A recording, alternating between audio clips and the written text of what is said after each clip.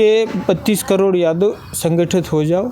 सभी 35 रेजिमेंट तो अहिर हल और हथियार की मार्शल कौम है, ये राष्ट्रभक्त कौम है, ये राष्ट्र पे शहादत दे रही है। सबकी रेजिमेंट है, वही शहादत का सम्मान मांगा जा रहा है। गर्व से कह सकते हैं कि हमको अहिर रेजिमेंट का गठन करा के दीजिए, क्योंकि इसका कारण है हमारे वीरों ने इतनी शहादत दी है देश रक्षा के लिए। 32 करोड़ अहिरों को संगठित करने का इनका मिशन है। 4 धाम आप सुने होंगे, 5वां धाम वीर अहिर धाम है। क्योंकि मांगने से तो कुछ नहीं मिलता। जिस तरह से आप देश भर में अहिर रेजिमेंट की मांग कर रहे हैं, क्या लग रहा है इसके पीछे की क्या वजह है? क्या वजह है कि आप लोग अहिर रेजिमेंट की मांग कर रहे हैं? पहले तो आप मीडिया वालों को दिल की गहराई से धन्यवाद है।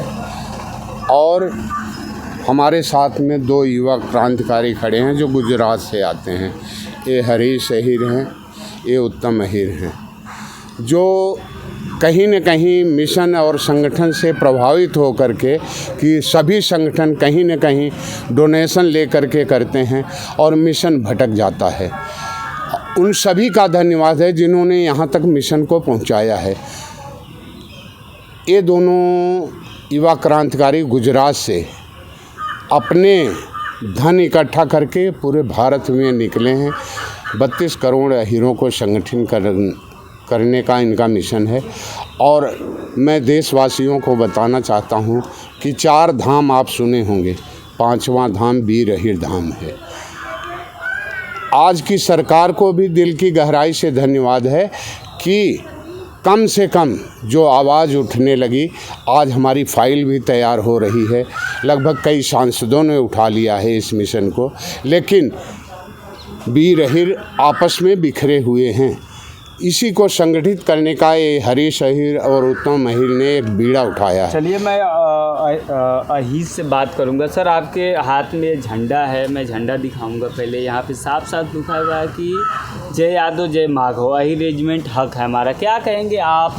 गुजरात से रथ यात्रा निकाल रहे हैं और आप लोग साफ साफ मांग कर रहे हैं कि अहिर रेजिमेंट हक है हमारा, क्या कहेंगे आप? हम पूरे भारत में एक मैसेज देना चाहते हैं कि अगर यदुवंशी संगठन हो जाते हैं तो ये जो 70 साल से जो मांग चली आ रही अहिर रेजिमेंट, उसको 70 घंटे भी नहीं लगेंगे। क्योंकि आज सरकार भी कहीं ना कहीं ये चाहती है कि तुम संगठन करो, प्रदर्शन ज़रूरी है। क्योंकि मांगने से तो कुछ नहीं मिलता, बिना मांगे तो अपनी माँ भी नहीं खाना देती है।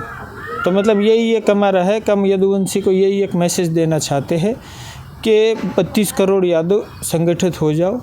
क्योंकि अहिर रेजिमेंट अपना एक सेना में एक शौर्य का अपन मांग रहे सबसे, और कंधे पे अपना नाम मांग रहे, कुछ दूसरा कुछ तो मांग नहीं रहे सभी से अपन। लेकिन देखा जाए तो जिस तरह से लोग कह रहे हैं कि अहिर रेजिमेंट बनने से जातिवाद बढ़ेगा। देखो, इसमें मैं ये कहना चाहता हूँ कि जातिवाद, अगर हमारी एक ही रेजिमेंट बनने से जो जातिवाद होता तो दूसरी रेजिमेंट जाति के नाम पे नहीं है। अगर उसका इंडियन आर्मी कर दो, हमको कोई दिक्कत नहीं। अगर जातिवाद, अगर सेना के अंदर इन लोग को लगता है, सबको पब्लिक को, कि भाई जातिवाद कर रहे तो जातिवाद हटा ही दो ना, इंडियन आर्मी कर दो। इसलिए आप लोग का मांग है कि अगर कोई राजपूताना रेजिमेंट हो सकता है, सिख रेजिमेंट हो सकता है, तो यादव रेजिमेंट भी होना चाहिए। हाँ, ज़रूरी है। और अपन शौर्य मांग रहे हैं कि जो अपना पूर्वजों ने जो अपना सेना में जो बलिदान दिया है, उसी का ही हम शौर्य लगा। आज तुम देख लो कि किधर किसी के आगे वीर नहीं लगता है, जो हमारा वीर अहिर धाम बन के खड़ा है। वो ऐसे तो नहीं खड़े, कुछ शौर्य किया होगा तभी तो खड़ा है। और सरकार ने आज हमारा अहिर धाम बना के दिया है कि जो किसी का भी ना जाति के नाम पे धाम नहीं है, और हम मांग रहे हैं तो जातिवाद हो रहा है।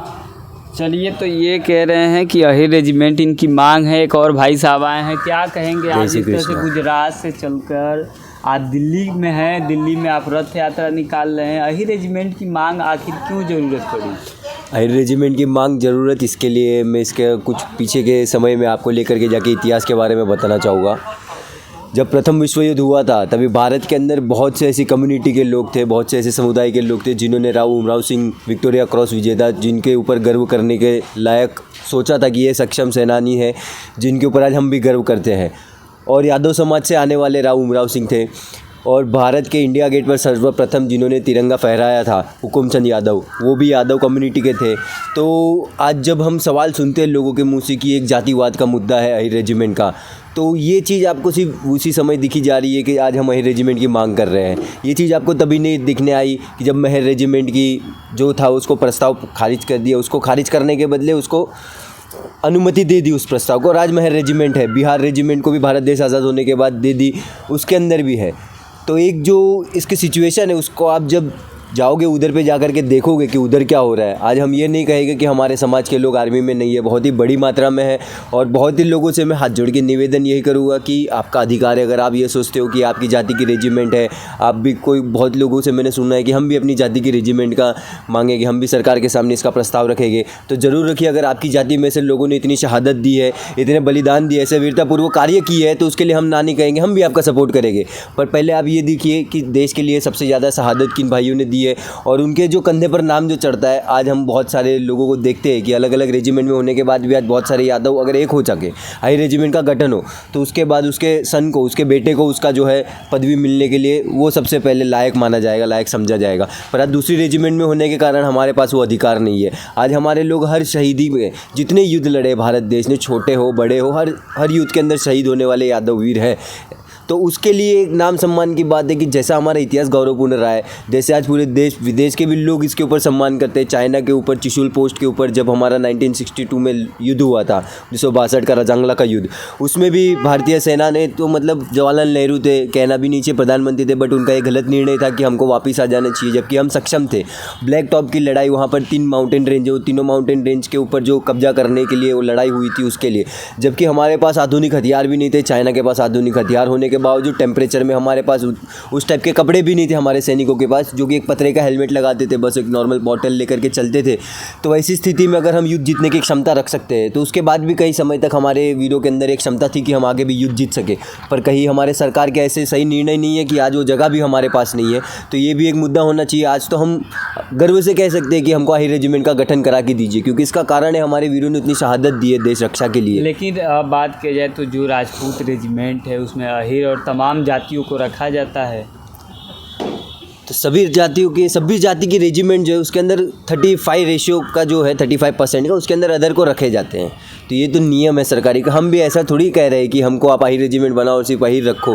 तो सरकारी जो नियम है उसका ही हम पालन करके चले गए। पर ये है, शहादत में अगर कोई हमारा वीर शहीद होता है तो उसके पीछे उसके लड़के को, उसके बच्चे को जो है उसका ओहदा मिलना चाहिए। उस लायक होता है, हर अहिर का लड़का उस लायक होता है कि वो अपने पिताजी की जगह संभाल सके। आर्मी के अंदर जाने वाला हरियाणा का अहिरवाल क्षेत्र जो कहलाया जाता है अहिर बेल्ट, उसके अंदर एक भी गाँव आपको ऐसा नहीं मिलेगा जिसके अंदर से किसी ने शहादत ना दी हो, जिसके अंदर से कोई आर्मी में ना गया हो। ऐसा सारे घर के अंदर से लोगों ने आर्मी के लिए जाने का। अगर अहिर रेजिमेंट मिल जा रहा है तो अगर कोई भी व्यक्ति शहीद हो, कोई भी सेना में जवान शहीद होगा तो सम्मान मिलेगा। सम्मान तो अभी भी मिल रहा है। सम्मान के लिए हम ना नहीं कहेंगे कि हीरो को सम्मान नहीं मिल रहा है। सम्मान तो पहले भी मिलता था, अभी भी मिल रहा है। पर ये मान सम्मान की जो हम बात करते हैं उसको आज मैं थोड़ा क्लियर कर देता हूँ आपके माध्यम से, कि सम्मान उस चीज़ का होता है, जैसे अगर आज कोई राजपूत रेजिमेंट का है और वहाँ पर राजपूत जो है वो शहीद होता है तो उसके कंधे पर उसके रेजिमेंट का नाम होता है। आज हमारा अहिर भाई, यादव भाई कोई शहीद होता है तो वो जिस बटालियन से, जिस रेजिमेंट से होता है उस रेजिमेंट का उसके ऊपर नाम होता है। आज तेरा कुमाऊं चार्ली कंपनी एक है और उसके अंदर डेल्टा कंपनी एक है। ये 2 कंपनी जो है वो प्योर अहिर की है, पर उसका जो मेजर लगता है, जो उसका कर्नल रहता है वो भाटी रहता है या फिर वो कोई अदर कास्ट का रहता है। जो मेजर सूबेदार रहता है उनका वो कोई अदर कम्युनिटी का रहता है। तो उसकी वजह से निचले स्टेज लोगों का तो अधिकार उनको नहीं प्राप्त हो सकता। अब इसका मैं एक एग्जांपल देना चाहूँगा। लोग शायद बहुत गलत समझते इस चीज़ को, बट मैं इस चीज़ के ऊपर थोड़ा गौर करके बता दूँ। अगर आपके घर में कोई नौकर आ रहा है तो आप उसको बेटे का दर्जा नहीं दे सकते। मैं ये नहीं कहूँगा कि हम लोग नौकर हैं, नहीं, हमारी पोजीशन इंडियन आर्मी में सबकी सेम है।